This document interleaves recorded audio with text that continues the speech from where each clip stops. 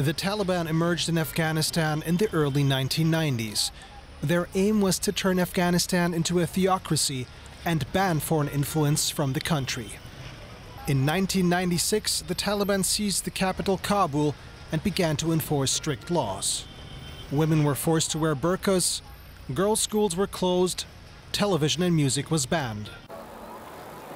After having been largely ignored by the West for years, the country became the center of attention in 2001 in the aftermath of the 9/11 terror attacks. At the time, the Taliban kept close ties to Al-Qaeda, the terrorist network behind the attack. The Taliban also sheltered its mastermind, Osama bin Laden. I gave Taliban leaders a series of clear and specific demands: close terrorist training camps, hand over leaders of the Al-Qaeda network, and return all foreign nationals, including American citizens unjustly detained in your country. None of these demands were met. And now, the Taliban will pay a price. Only weeks after 9/11, the United States led an invasion of Afghanistan and drove out the Taliban regime. The US-led alliance brought a new president to power and funneled billions of dollars of aid into the country.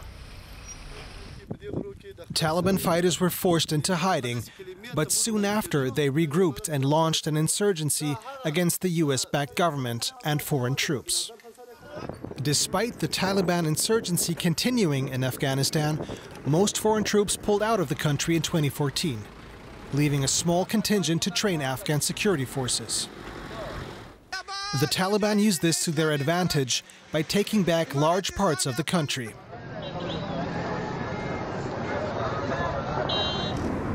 And President Trump intends to send even more US troops home. Washington's priority is no longer to defeat the Taliban, but negotiate an end of the conflict.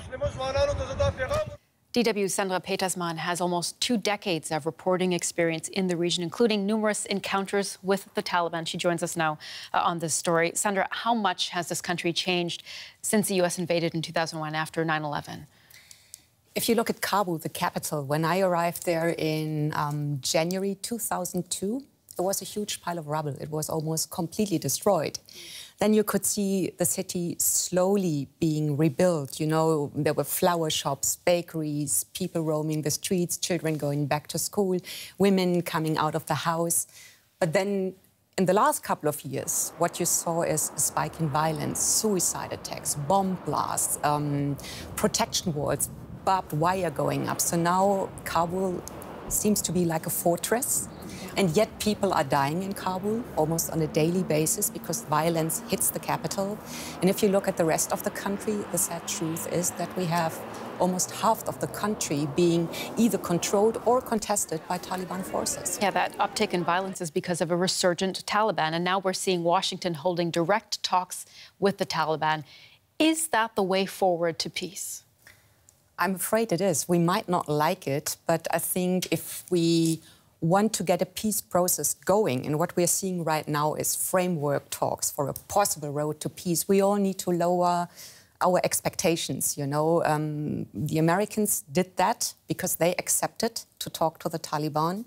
And the Taliban, in a bizarre way, also did that because they seem to have given the promise that they will make sure that, you know, Afghanistan is not used as a terror base to attack either the US or its allies. So these are the two basic principles that kind of got these negotiations going. But we are still very far from anything that would resemble a sustainable peace deal. And it's important to say that in these direct talks, the government of Afghanistan is not involved. Isn't that bypassing one of the most important stakeholders?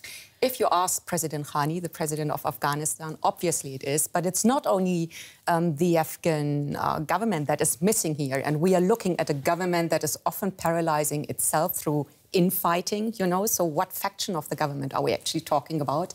Plus, you also have an Afghan elite outside of the government who should be represented in talks at some point. And what about the civil society? What about, women's groups, youth groups, ethnic minority groups? It's a very complicated conflict. And also, if you look at the region, we're not talking only the Afghan government and the Taliban and the US here. There are a lot of international players on this very crowded battlefield, because in the end, we are not looking only at 17, nearly 18 years of war. We are looking at 4 decades of almost continuous conflict in Afghanistan. You're saying talking with the Taliban is essentially unavoidable, but what is the political solution at the end of these talks? Are we going to see the Taliban return to power? I think that's what they're asking for, a share in government. And let me again emphasize, Sumi, we all need to lower our expectations. And the big question here is, where do we draw the line? We know for a fact that at this point of time, the Taliban are not respecting the Afghan constitution. So, where do you draw the line? What parts of the constitution could go into negotiations? And where do we draw the line and say, this is not debatable, this is going to stay? Which involves, if you ask me, human rights and specifically women's rights as one big part of it. And that hasn't been defined yet. So at the moment, a lot of the talks is happening behind closed doors.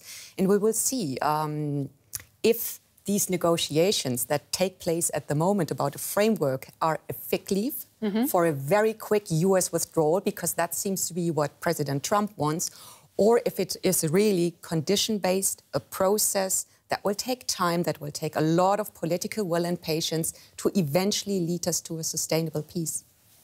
DW's Sandra Petrusman reporting for us. Thank you so much for your analysis. Well, let's talk more about the transformation of Afghan society over the last 2 decades and what the current talks in Qatar mean for the country. We have a filmmaker and human rights activist, Nahid Shahalimi, with us. Nahid, thank you so much for joining us. What do you make of what we just heard there, those concerns that much of the progress that's been made could be lost, especially with these talks happening, direct talks between Washington and the Taliban? I agree completely with what he just said, and it's the fact that we have no clarity makes it very difficult to make any kind of assumptions, and because they are assumptions what we're making right now.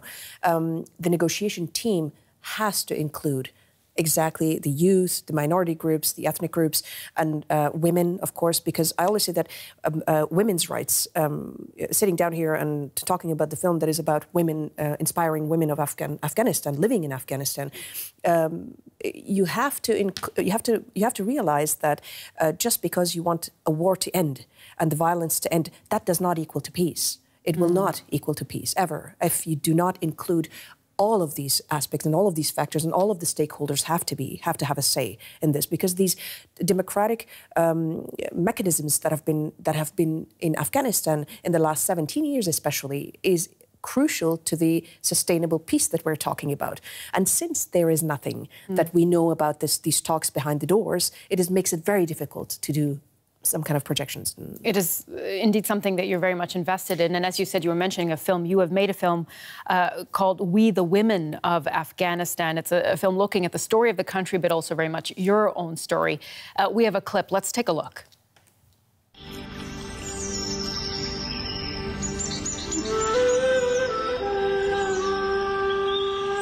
I'm going to tell you the story of a little girl. She lived a privileged and happy life in the noble district of Kabul, Afghanistan, with her 3 sisters, her mother, and her father, one of the country's most prominent and influential political figures. One day, a war broke out, which had absolutely nothing to do with her family, nor with any Afghan living in peace and acceptance of all cultures and religions. That war was the beginning of a series of wars, which have devastated the country and its people for 40 years. That war took her beloved father's life, and forced that 11-year-old girl and her family to walk out of their 37-room villa and take a dangerous journey on foot over the rugged mountains of Afghanistan.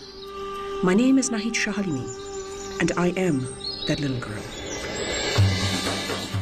Nahid, it is your personal story that you're sharing, but one that many Afghans have experienced, of course. And that violence that you say caused your family to flee, it is continuing to this day. We've seen such an uptick in violence in the past 2 years in particular. What is needed for a peaceful solution? How should peace be negotiated? I think when the time comes for the real peace talks, because what we call the so-called peace talks in Doha at the moment, is supposed to lead to actual negotiations.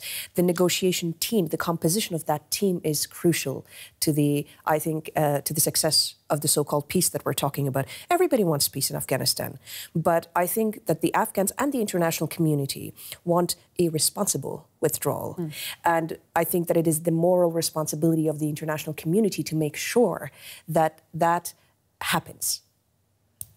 What would a return to power by the Taliban mean for your country? Would it mean that much of the progress that you've just been talking about would be wiped out? Is that a possibility?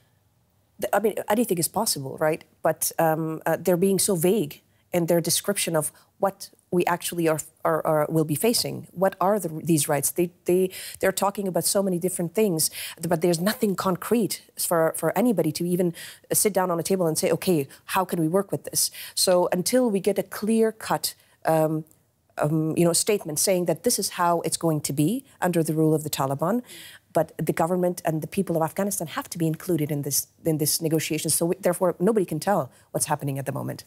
All right, filmmaker and human rights activist Nahid Shahilimi, thank you so much for joining us on DW. Thanks.